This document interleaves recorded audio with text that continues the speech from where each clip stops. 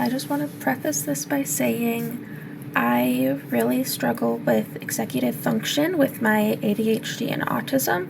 And one of the things that I find really, really difficult, especially at the college level, is note-taking. It is a huge task. I never know what to highlight or put down.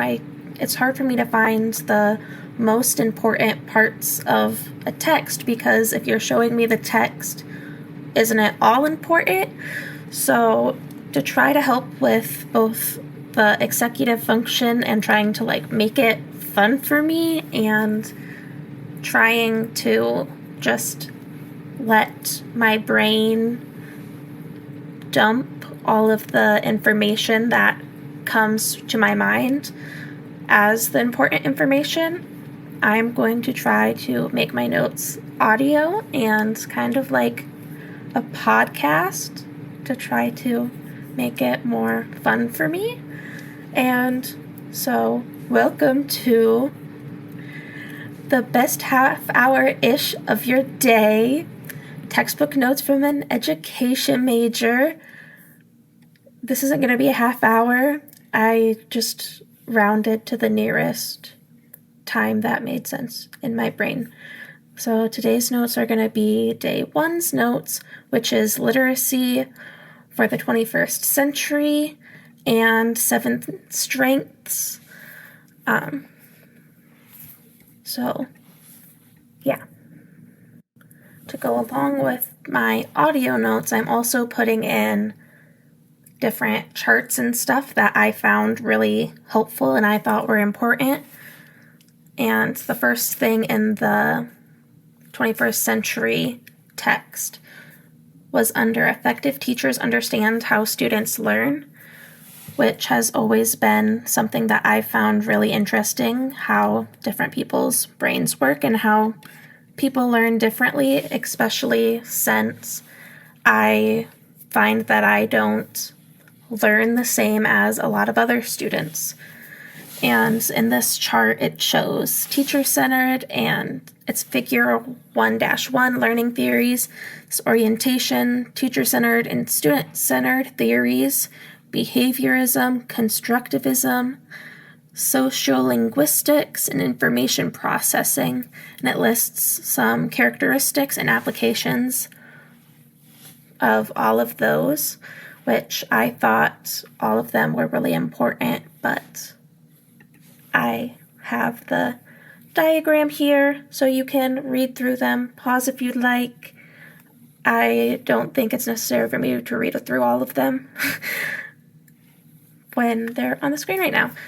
And I think this is really, really important for all educators to know how different students learn, and that all students do not learn the same.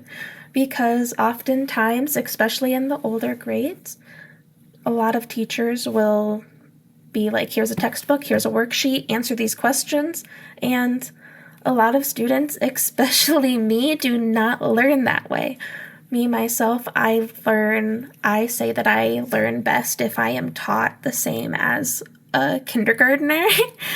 I have to be engaged all the time. It has to be fun and interesting. It has to be hands-on and show me how I'm actually going to do it or doing it. Other students do learn just from reading or just from listening or even watching a video. So it's really important to understand how all students may learn. The next thing that I put down was effective teachers support students' use of cueing systems, which before the reading, I was like, what is that? What does cueing systems mean? And I found the chart 1-2 to be really helpful in showing me what they are and what they mean. There's the phonological system, syntactic syndrome, I probably butchered that, somatic system and pragmatic system, which after looking at the chart and stuff, it started making a lot more sense what cueing systems were. And it's important for us as educators to know these, so then we can teach them to the kids. We might not always remember what the actual name of these things are, but we use them all the time in reading and writing. The third principle in this list of 9 principles was effective teachers create a community of learners. I think it is very, very important to really make each student feel like they belong and get to know each and every one of your students and really develop that relationship with them, because that's how you're really going to reach the students.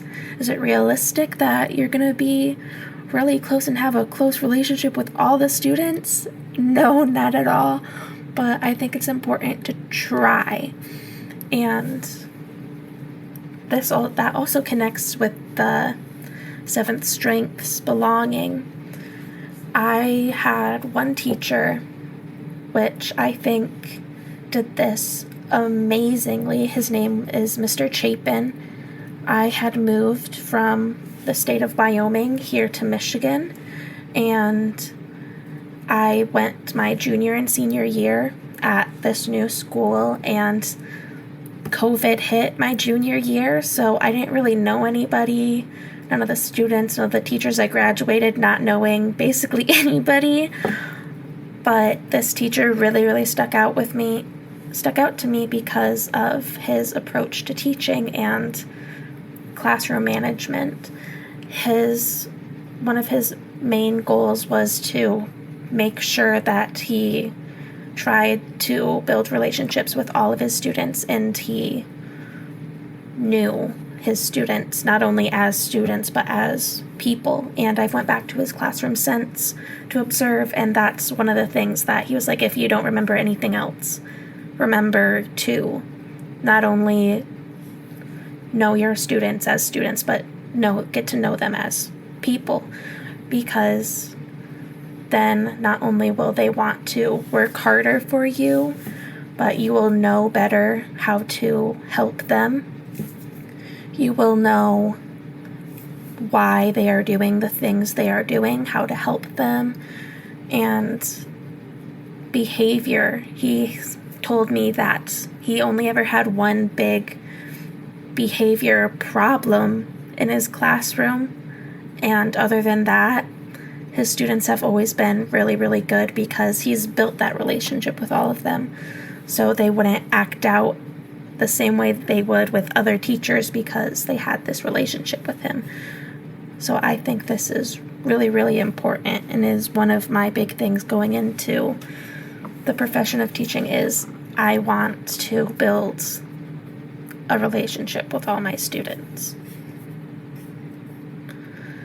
The next principle was effective teachers adopt a balanced approach to instruction. There was a chart on page 18, chart 1-3, which lists components of the balanced literacy approach. And there is also a quote that I liked. A balanced literacy program integrating these components is recommended for all students, including those in high-poverty urban schools, struggling readers, and students learning a new language. Creating a balance is essential, according to Pearson, because when one component is over or underemphasized, the development of the others suffers. So I think it's just really important for us to balance everything out to make sure that our students are set up for success. The next principle was effective teachers address standards. It's the basis of what we do. we need to address all of the standards. If we don't address all of the standards that we are supposed to, they will go on to the next year and not have what they need to be effective, not only for the next year, but all the years after that. I have personally had this happen where my teachers did not properly teach me multiplication. So in 4th grade, I didn't have all my multiplication facts memorized. I had 0s, 1s, 2s, 5s, 10s, 11s.